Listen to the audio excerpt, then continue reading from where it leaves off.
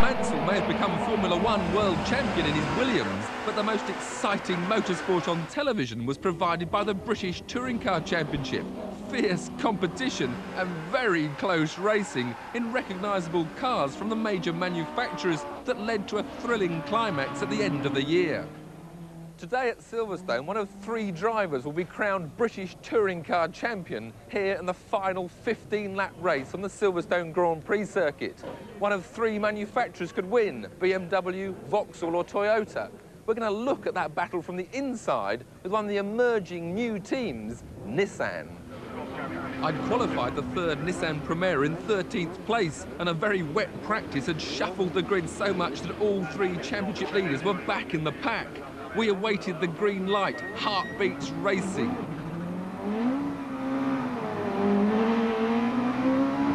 Second, third, fourth, up through the gears on the charge to the first corner. Special racing gearboxes are permitted, but sometimes they play up. Bloody thing's jumping out of bloody gear!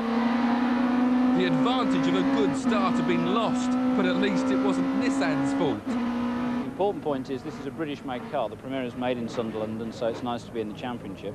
But the main reason we're in it is because of the technological developments we get through the racing programme we can put back into the road-going cars.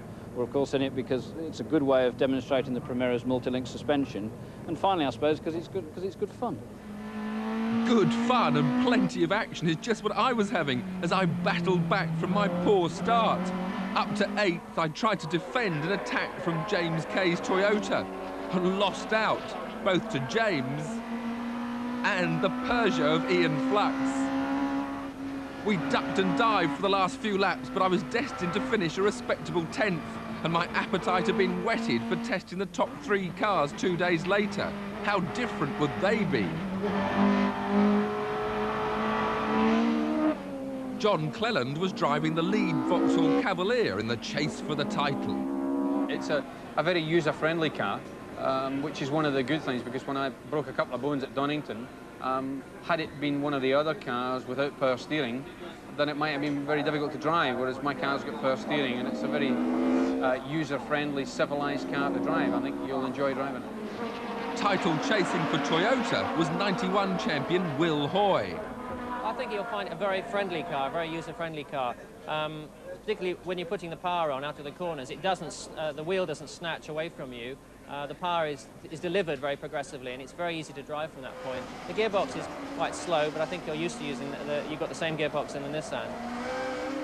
For BMW, Tim Harvey was the man on form, having won the previous 5 races on the trot. We have good engines, good tyres, the whole package is extremely good. And now that we've sorted it out, sorted the suspension and everything, it's a very easy car to drive. It's quite user-friendly. All racing cars are tricky to drive right on the limit, but I think I'd rather be driving this than anything else. In this decisive race, Tim's teammate Steve Soper was riding shotgun for him. Cleland was determined to get after Harvey. Soper was equally determined to hold him back. It ended just as John Cleland had predicted it might. One small touch in the wrong place, I could be in the gravel, I could have a puncture, it could be anything. So I think the worry is to stay out of trouble. This one unfortunate incident decided the championship. The stewards later spread the blame equally, but there was widespread sympathy for John Cleland, if only because Steve Soper had less to lose. Tim Harvey escaped to the finish and became the 1992 British Touring Car Champion. Well, it's got to be the best feeling you can have in motor racing. It's the Britain's premier championship. I've been in it on and off since '87. You know, obviously I feel ecstatic. There are always going to be 2 unhappy people tonight, but I know how the others have felt. I've never won it before, and they have, so I'm absolutely delighted. So Tim Harvey wins the championship for BMW. Reigning champion Will Hoy drops to 2nd for Toyota, and poor John Cleland is pushed down to 3rd for Vauxhall. We'll try his car first.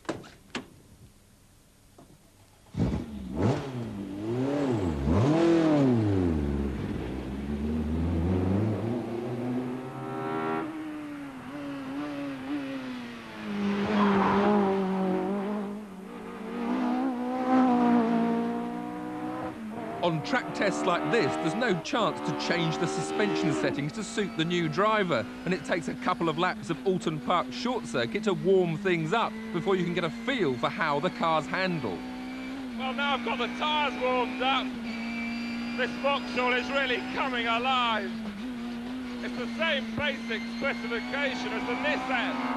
It's got the same 6-speed X-Track gearbox, power steering, it's front-wheel drive with about 300 horsepower, and yet it feels totally different.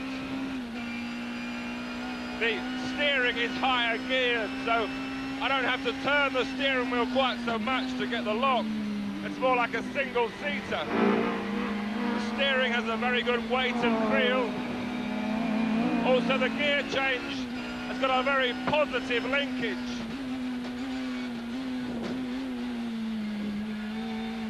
Handling-wise, the car hops a little bit. Whoa, there we go. But that hoppiness actually makes the front-wheel drive car come alive. It gives a feeling that when you change the balance of the power, the car changes direction, which is very important to a racing driver.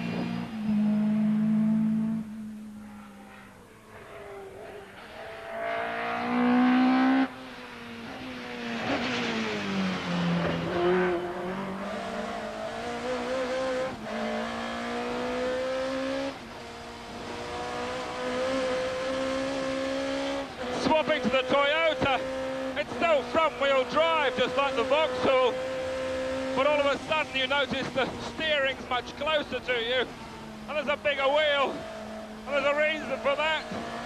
There's no power steering. Now, it doesn't feel that much difference, but you suddenly get all those front-wheel drive feelings of torque, steer, and wheel spin. They shout at you through the steering. Now this might be a good thing, but initially it doesn't add to your confidence when driving a new car. If user-friendly is the in-word, I'll have the Vauxhall. But once you get used to it, then you certainly enjoy the feel the Toyota gives.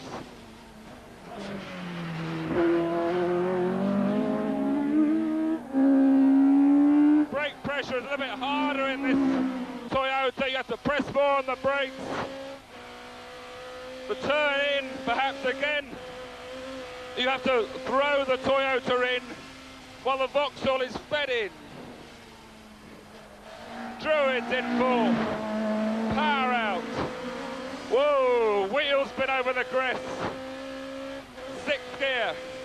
Braking, fifth, fourth, third, second. Into lodge. Power understeer, grab another gear. You don't use the clutch on the way up. You don't use it on the way down.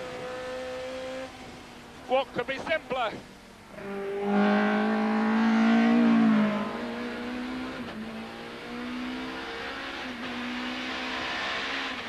And so to the champions car, the BMW.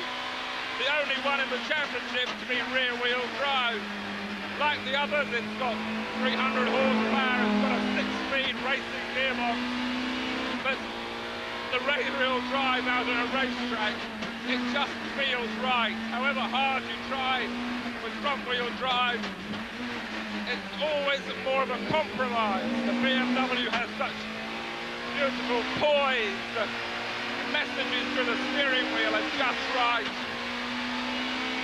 Of course, with braking, you're braking more with four wheels, whereas the front-wheel drive cars rely much more on the front wheels. With the BMW, there's ABS, as there is on the Vauxhall, and that's something that's going to be outlawed in '93 on grounds of cost. The only tricky thing with the BMW is the fact that it's left-hand drive, so I have to get used to not clipping the apex curve. They keep left-hand drive because that's the way the original car was designed, and the steering and exhaust manifold alignment is much more efficient.